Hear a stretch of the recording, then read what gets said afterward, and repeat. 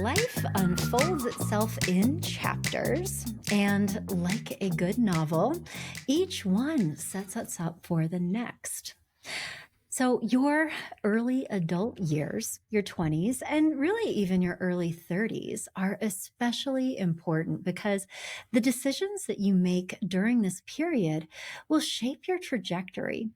And while it's never too late to change your direction in life, getting to know yourself, working on yourself, and making some solid values based and intentional choices earlier in your life will set you up for love, happiness, and success in your future. How to do that is what we're talking about on today's show. And I'm so pleased because joining me today is a very special guest, Jemma Sbeg, who is the host of the top charting self help podcast called The Psychology of Your 20s. And she's going to be doing a deep dive with us into how to navigate the complexities of this golden decade. Welcome, Jemma. Thank you so much for having me. I'm so excited to be here. Well, this is really a treat. I am a fan of your work and am so excited to talk with you about this because in my role as a therapist, as a coach, I do often work with people who are not in their super early 20s typically, but like later 20s, early 30s, who are really trying to figure out some of these pieces.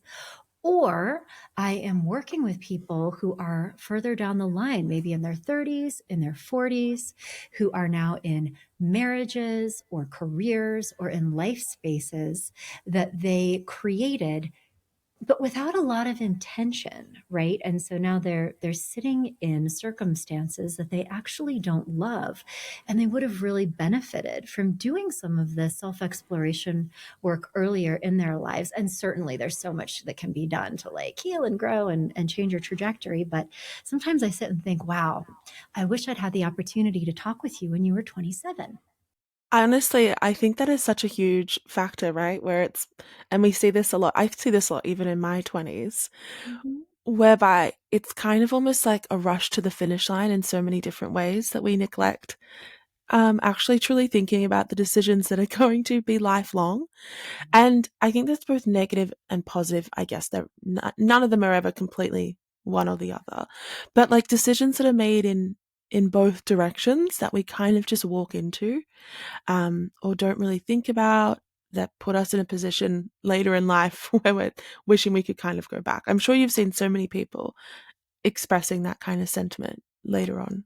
Yeah, it's why I'm just such a huge fan of the work that you're doing, which is really trying to serve people in that life space.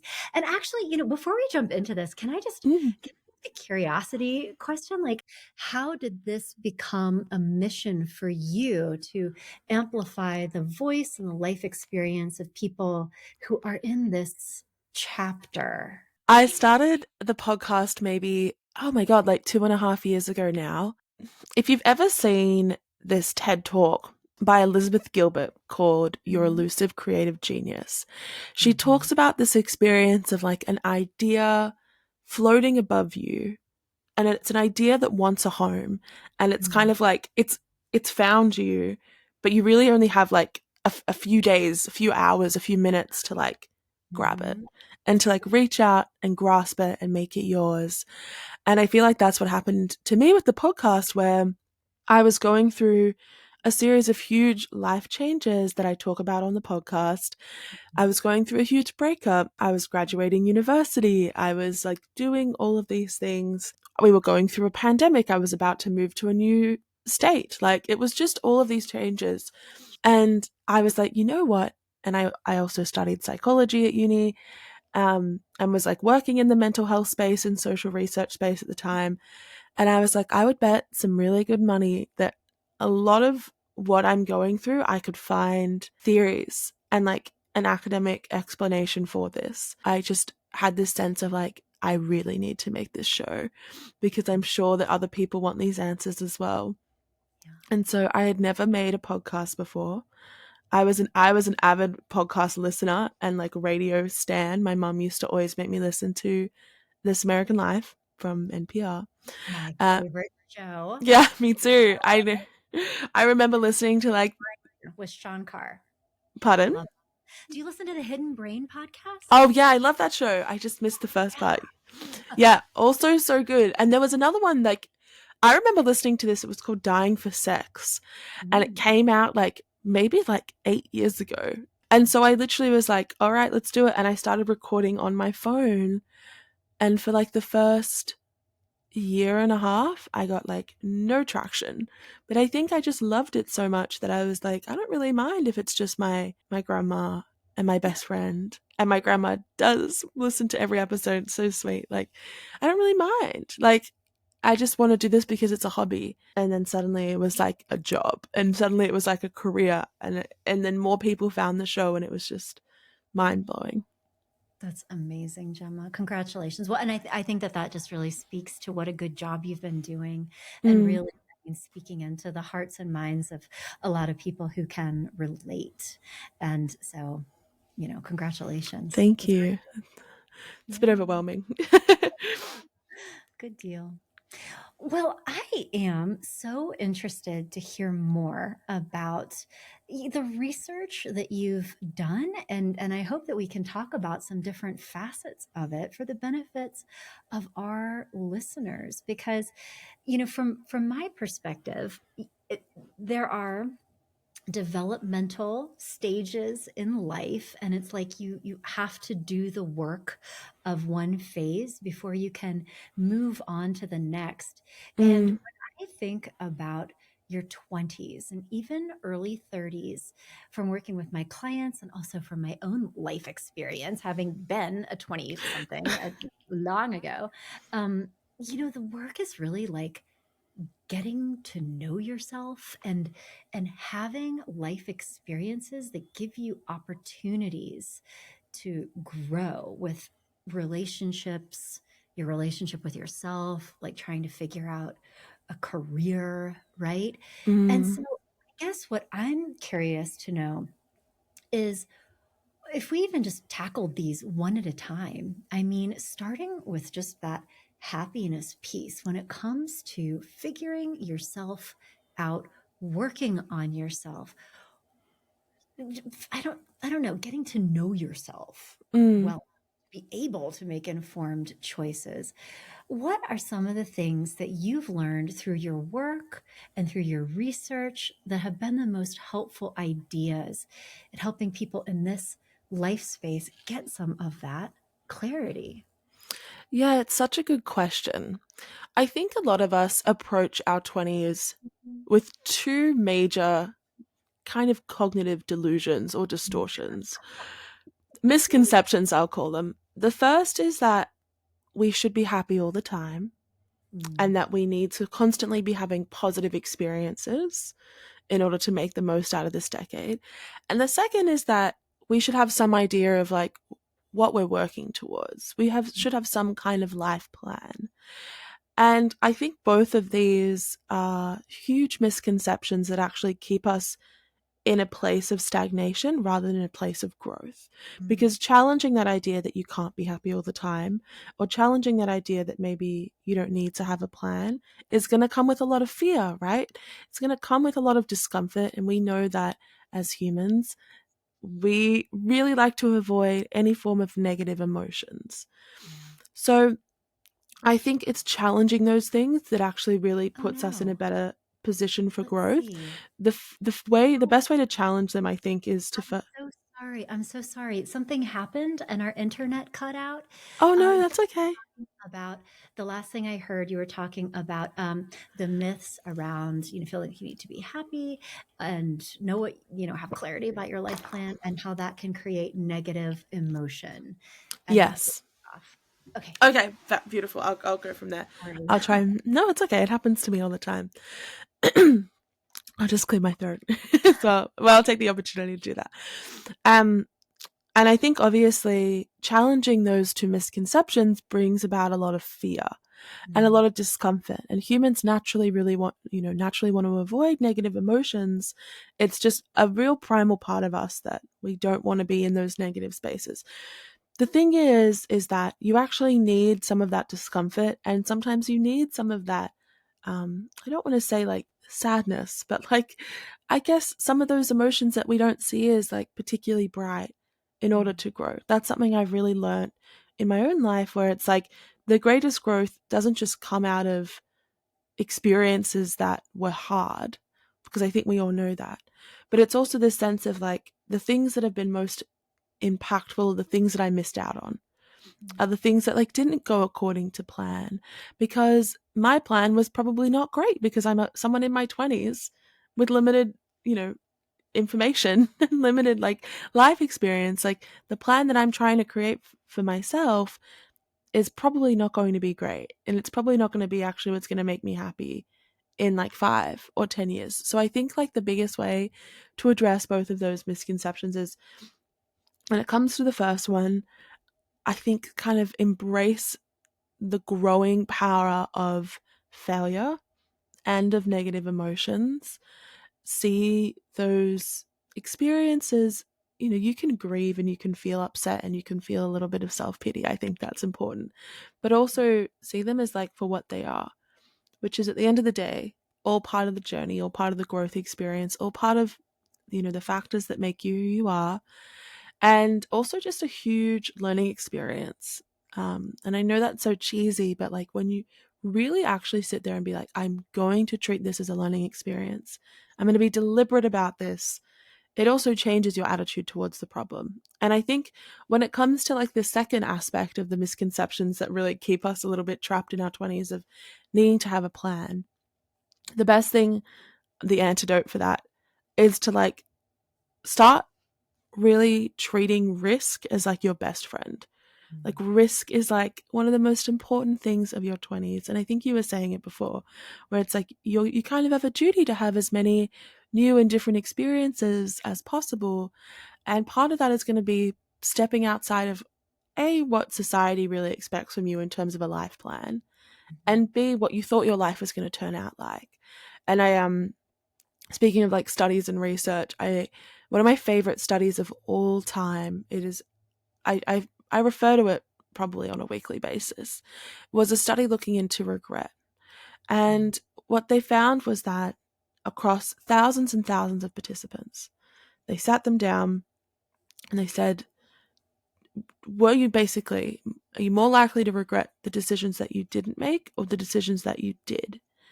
And they did this across 15 years, and a lot of them were like, oh yeah, we're more likely to regret the decisions that I did make. Like, more likely to really feel a lot of remorse or guilt. But 15 years later, the ones that were happiest were like, no, I totally regret, like, I don't regret anything because I made the decision. Whereas the people who expressed the most, I would say, regret and most dissatisfaction with life were the people who never made a choice, who never made a decision, who never took the risk, because they were dealing with the what ifs. And I feel like those what ifs of, what if I had just done that thing? What if I had gone back to uni? What if I had moved to that new country? What if I had asked that person out? Those are the things that I think really kind of haunt us a little bit. I love that. And that's so empowering. And I think so liberating too, because what you're saying is that you don't have to know exactly what you're Yeah. doing. Like, just do something, that make the best decision in the moment, but take the action, have the experience. That is actually the work, as Mm, opposed to all of this like time and energy and angst into coming up with like the perfect decision. Just do something. I love that. Just do something. Exactly. That's it. Oh, I'm gonna see if Nike wants that one. Maybe their marketing people Yeah. will. Get in touch. But truly, because that takes off so much of the pressure, I think, emotionally, because that's actually something I see in my clients, is this pressure that they they have to make the right decision. Like there's a lot of fraughtness around, is it the correct Mm, decision? When the reality is that there are lots of right decisions, right? I mean, any path you go in has pros and cons. And so, that to just release some of that pressure of having to choose the one and only mm. right answer for yourself. I think I love that in your message. Thank you Yeah. so much. Well, it's interesting, like, to talk on that a little bit more. Maybe we can jump. Do you want to talk a bit about career, like the career anxiety? Let's do it. Because I feel like that's another huge component, right? Mhm. Mhm. Where, and it's really interesting what you just said about people wanting to choose like the right decision, like the one decision. Yeah. I'm going to bring up another study that I love. And I think you probably know the study, and it was the Stanford Jam experiment. So, back in the 60s, 70s, I don't know the date, back a while ago, before the 2000s, there was this series of experimenters, and they wanted to see how people made decisions. So they thought the best way to do that is to go to a farmer's market, and they Mhm. set up one stall on one day that had 24 jams, all of these jams, all of these different options, and then they set up a stall the next week with only 6 jams. And what they found was that they had made this hypothesis that more people were going to buy jam when they had more options, because it meant that like it was more likely to suit their taste.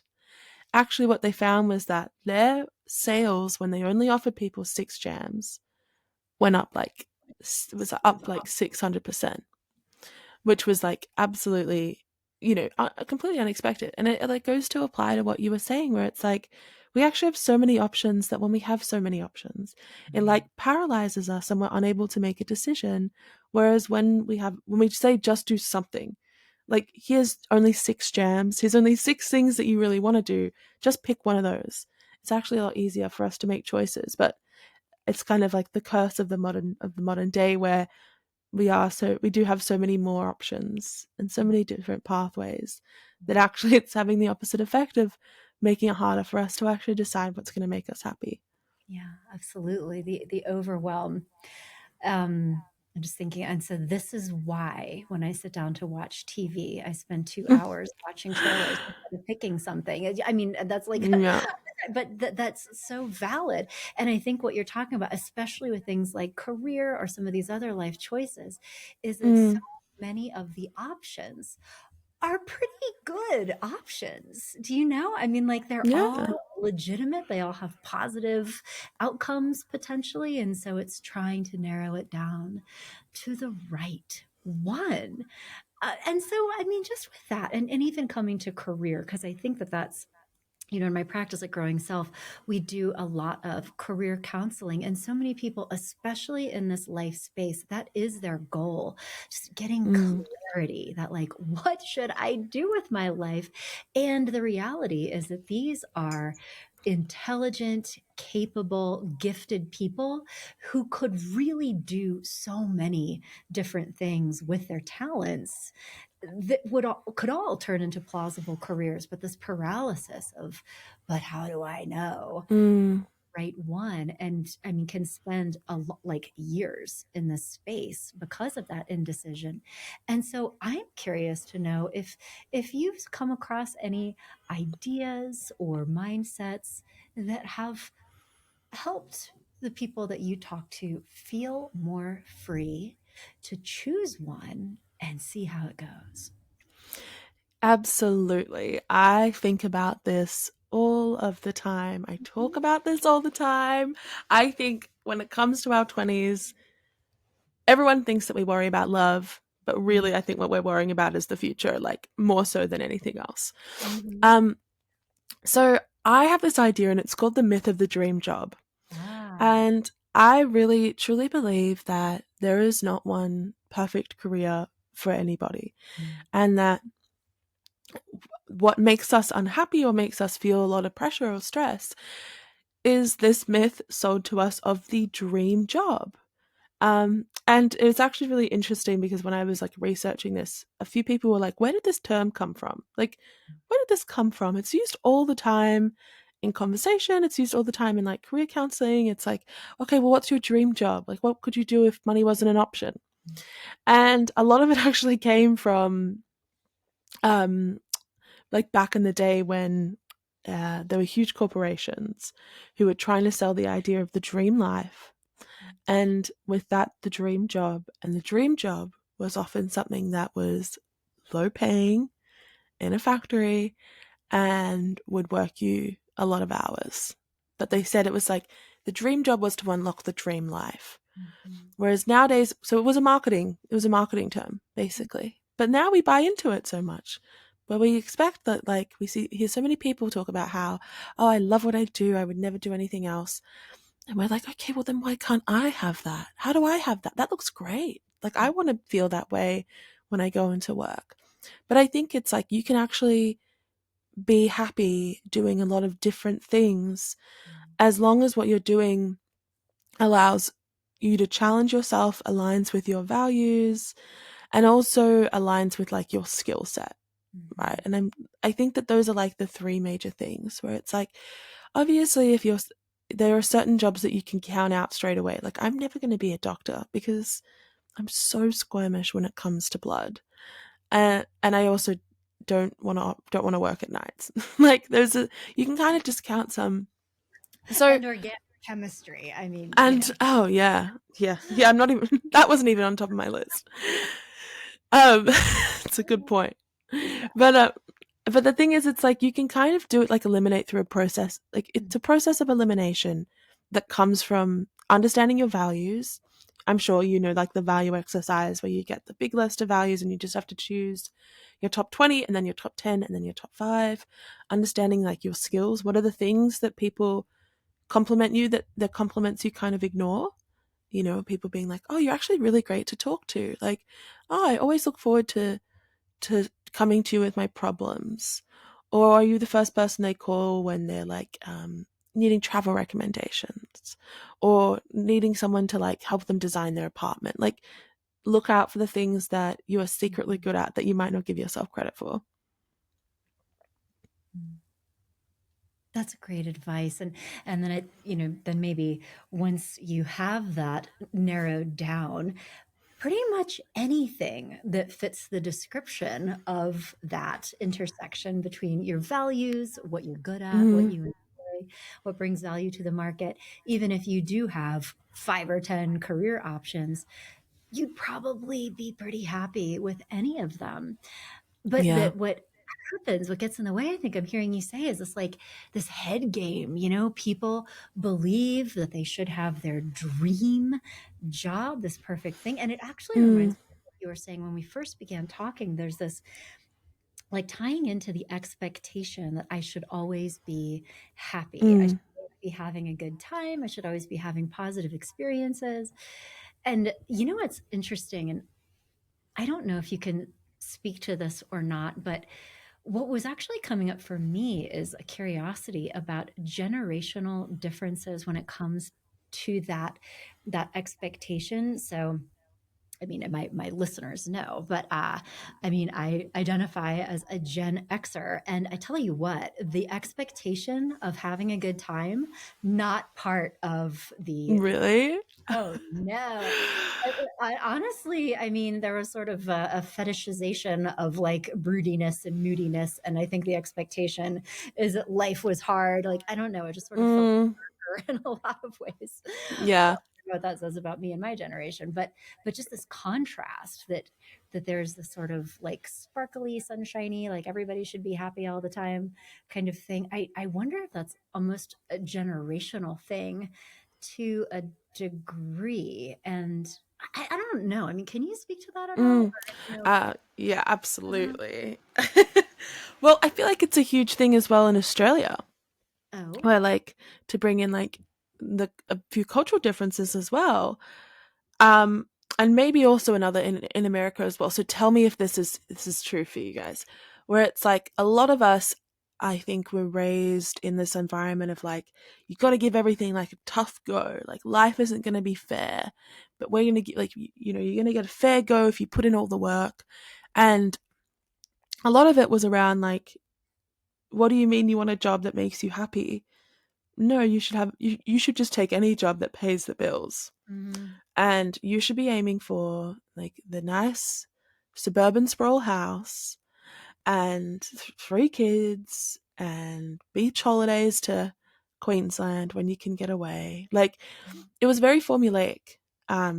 In my childhood, I remember very distinctly being like, oh, like that's all that is out there. Like, people were very much like, yeah, you just have a job and you work it for the rest of your life.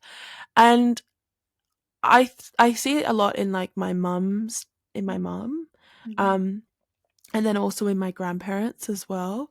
Even though they were lucky enough that they have all somehow found careers that they're incredibly like fulfilled by, but it is still the sense of like your main duty is to the family. Your main duty is to um, the kind of corporate ladder or like career success. The main duty is to doing things the right way. Whereas I think people in their 20s nowadays, like your main duty kind of nowadays is to just have a lot of fun. And that's like totally socially accepted. Like Mhm. I have so many friends who, are 27, 28, and they're like, one of my best friends is in like Kathmandu right now. Good for And her. yeah, right? And she's amazing, and like, she's traveling the world. Another friend is in Paris, like Mhm. going to acting school just because he felt like it. And I think that is so much more tolerated, and I think, yeah, I think that's a beautiful thing. But Mhm. sometimes if you actually, how we were saying, like sometimes you just need to just do something. I think sometimes people are like, I don't really have any of those big dreams. Mhm. Like, does that mean that I'm missing out Yeah. on my 20s if I just want to do things a different way? Like, there's always a grass is greener situation. Got it. Got it. But I Mm, see though how, just generationally, well, and first of all, I mean, just how wonderful to be breaking away from these expectations, mm, being like, actually, no, I am in no rush to buy a big yeah. and start producing offspring mom. So stop. That's it. But also, I think I could see how that then turns into a different kind of pressure because if you have people in your life who are, in an ashram in Mm-hmm. and going to Kathmandu and like doing all these interesting, meaningful things, then that also turns into a different kind of pressure if you're not, or if you're feeling like your life experience, your lived experience is actually not that much fun when it comes to a career Mm, or comes to what you're doing, that it kind of makes you feel like something might be wrong or that you're making the wrong choice, maybe even when you're not, because I mean, it's all a mixed bag. mm. Yeah. I have this like idea of instead of viewing your life as like just this big chunk of time, that you just have to fill, and like you're born and then you die, and it's whatever you do with that big chunk of time in the middle. See life instead as like chapters, Mm. right? And see your 20s in particular as just one chapter with like a lot of different, maybe just one book with a lot of different chapters within it. Like 20 to 22 is like chapter 1, 23 to 25 is like chapter 2, 26 to 20 like 8 is chapter 3, and then 28 to 30 is like chapter 4. Like instead of viewing it as like, oh my god, it's just going on and on and on, and like you view this season of life as different chapters that you can fill with a different story. So you finish uni in chapter 1, like chapter 2 you might go solo traveling. Chapter 3 you try out the career, chapter 4 you do something else. Like there's so much space in there to make different decisions. That I think when we just view life as this big continuous thing, we don't feel as if we have as much freedom to do. Completely. Yeah, like you have to have everything all figured out all Yeah. at once. Can I ask you a personal question? And you can ask Yeah. me personal questions too if you would like to. But Go I for it. how old are you, I'm Gemma? 24. I'm 24. So You're like, only 24? Oh my, yeah. So you I'm are young. mature. I thought that Oh, in your later 20s for sure, not that you look old, but you no, probably that's fair. wisdom, Gemma. Well, so I guess the question is, the story of your 20s is still very much unfolding. Unfolding. But, compared to where you started as a cute little 20-year-old, and now you're a more Mm, mature, worldly 24-year-old. What have been the biggest life lessons for you so far? Things you've figured out on the journey. Can I ask? yeah. Yeah. Um, I'm really trying to think here. Yeah, obviously I'm not like in my late 20s. People are often surprised when I say that. Um, I think it's because I'm the eldest daughter. So, You have an old I, soul. yeah, maybe I had to grow up a bit faster. But I think my biggest lesson is that sometimes the best thing in life is not getting what you wanted. Mm. Um, there are so many times where I remember, I just think about all these times where like I really, really, really wanted something and I thought it was going to make my life so happy. And I realized that if I had actually gotten it, my life would not be as good as it is now. Like I would be on a completely different path. I think about two instances in particular. The first is to do with an internship. Mm-hmm. And it was an internship that I went for when I was 20. And I was like, this is going to make my life feel meaningful. Everyone else is getting internships. I need to get ahead of the boat. Like I need to get into my career. I'm not going to get a job if I don't have this internship. And it was for like a big four consulting firm. Mm-hmm. Very different to what I'm doing now. Yeah. Um and I didn't get it. And I was devastated. I was so, so sad. And everyone around me got their like little internships, and not little, that sounds like everyone around me got their internships. And I obviously was like, I'm so happy for you guys. But then also I was like a bit crushed. And then another example was like this person that I was dating when I was 19. Um, and I remember being like, oh, I really like this guy. And then he broke up with me, and I was like, oh, he could have been the one. And I was like, he wasn't the one.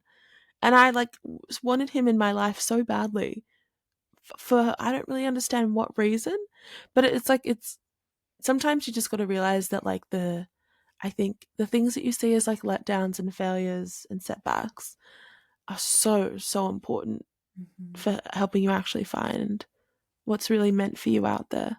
Mm-hmm. Yeah.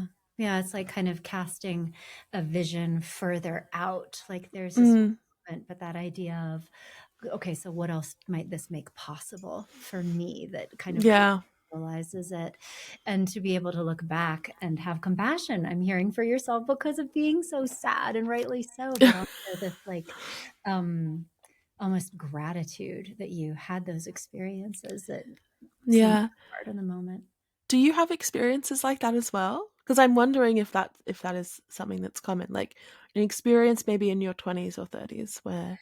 Oh my goodness. Well, I mean, yeah, there have been so many different things that I've tried to do or had hopes for, but I think and learned so much through the failures and of things Mm.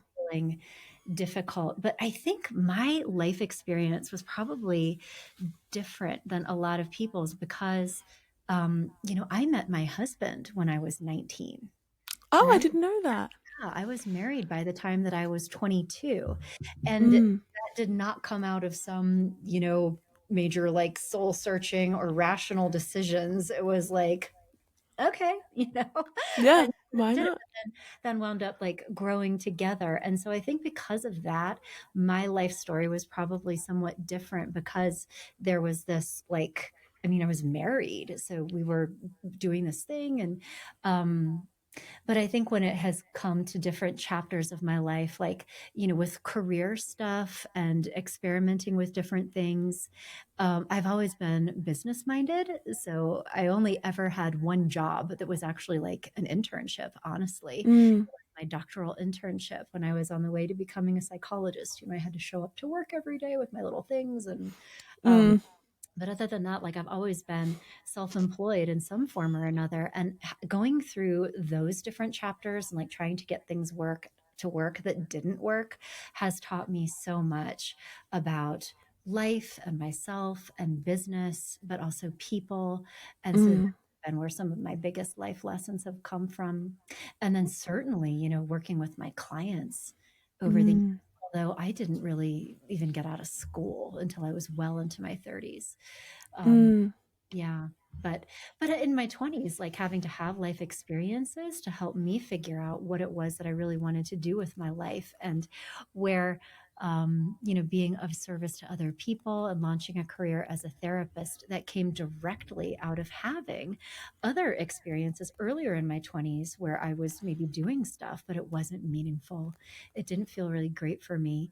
And then a big formative experience for me was 9/11. When that happened, I was in my 20s, and my cousin actually was killed in the World Trade Mm. Center. He worked at Cantor Fitzgerald at the top of one of the towers. And so when that happened, that was a huge wake up call for me because it was like, I could actually die at any moment, like my cousin, under some random circumstances. And what do I want my life have been about? And that's when I started getting more in touch with my values around helping people and being part of other people's growth journeys. But that also, I experienced that in contrast to having done things that didn't have a lot of meaning for me. And so Mm, I don't want to do that anymore, but I had to do mm. it in order to know that. So I don't know if that answers your question or not, but that's part of my story. No, it really does. I feel like that's so upsetting and devastating. I'm sure you've done the work to heal from that, but that's so devastating that that happened. And also that it probably Collective completely, trauma. yeah. Oh, yeah. I know. I can imagine. Yeah. It's so interesting to hear you say that because I feel like obviously I'm in my early 20s, I don't know I would say early 20s. Yeah. And sometimes I wish that I just had someone who was me in 10 years to be able to tell me what happens and how it all works out. And Mhm. so I think it's nice hearing from people like you who I'm like, oh, like it's all like you had the same insecurities and doubts that I did. Like you had to do that value exploration. That actually is so comforting because I think that like the thing about our 20s is that everything feels like it's in such isolation and such solitude and it's just you. Yeah. So it's really valuable to hear that. Well, that's wonderful. Well, and I think, that's part of the service of your wonderful podcast is just to be giving things like this a voice so that people who are also in this space really know that they're not alone, because I think you're totally right. When you're going through this in isolation, and it's Mm, easy to look at other people. I think particularly in this era of social media, when people are posting about yeah. all their about Nepal and all the things, and thinking like, what's wrong with me, right? Yeah. So that's Every, wonderful. Yeah. yeah. I feel like the social media. We didn't even talk about that, but it's the social Oh, comparison. what do you have to say about that? Because I think, Oh, wait, than certainly in previous generations. yeah. Well, it's just created this like constant spotlight. I feel like I can't believe I haven't spoken about it because you know how you were talking about generational differences? Mhm. That's like a huge one. Totally. Probably one of the biggest ones other than like a pandemic. Is that and I guess also as in like it carved out our early 20 experiences was a pandemic and the rise of social media. Yeah. I honestly think that social media is like the biggest thief of joy in this current generation. I really dislike it. Obviously, it's one of those things, I'm sure you understand this. It's like you kind of need it for work nowadays. Like it's kind of become part of the job title, which is frustrating. But if you think about it, humans are not meant to be able to constantly compare themselves to any person on the planet. We grew up in these very small communities, and social comparison emerged as a way of almost policing behavior to keep people in line with the group norms. Mhm. That was like the whole purpose of like, that's kind of the evolutionary basis of comparison. But nowadays, it's become warped and it's become this instrument for like self shame and it's become this instrument for feeling really terrible. I think feeling really terrible about ourselves, where we can go online and see anybody anywhere in the world doing something better than what we're doing, earning more money than we're earning, wearing better clothes than we're wearing, looking better, looking a way that we would like to look. Yeah.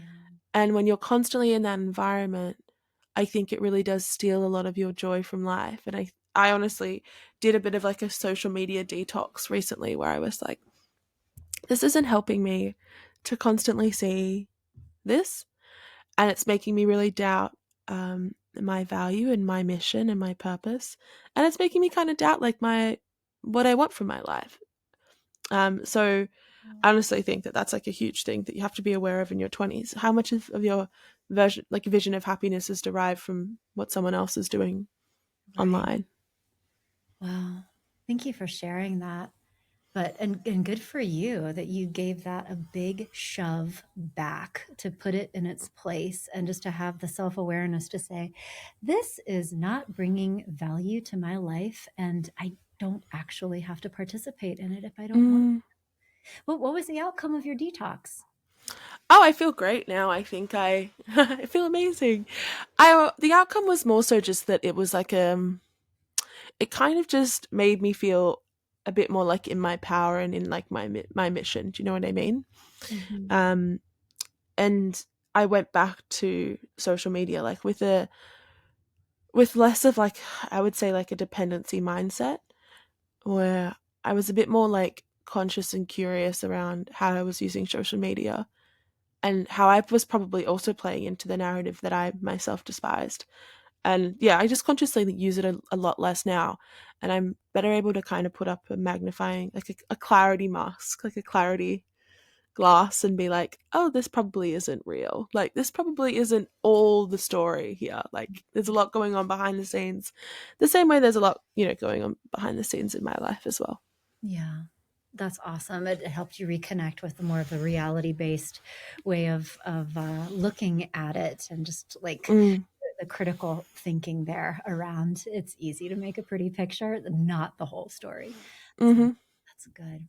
Well, and thank you for being just such a wonderful role model to other people in this space. I mean, just probably hearing you share these stories helps other people feel like they maybe have permission to do the same. Mm. So Oh, that's really that's so nice. Thank you so much. super cool. Well, I had also hoped that we could talk a little bit about relationships and love. And I know that we have been talking for a while. Do you have a few more minutes to hang out with me, or do you have a hard stop? Absolutely. I've got a hard stop at 9. Just I've got to jump on another call, but I can ask them to move it to like 9:05 or Oh, no, no, something. no. Well, just so really briefly, one of the things that I know is part of oftentimes the work of the 20s is going through different relationships or learning about yourself well enough to choose a life partner or learn how to be successful in a long-term relationship. And I'll share, even though I met my husband when I was very young, was married when I was 22, spent the rest of my 20s figuring out how to have a good relationship with somebody that I Mm, cared about. So we spent a lot of the 90s knocking the corners off each other for sure.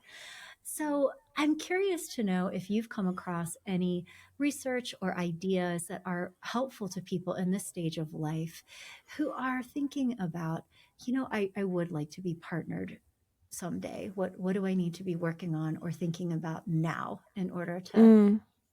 have success with that later?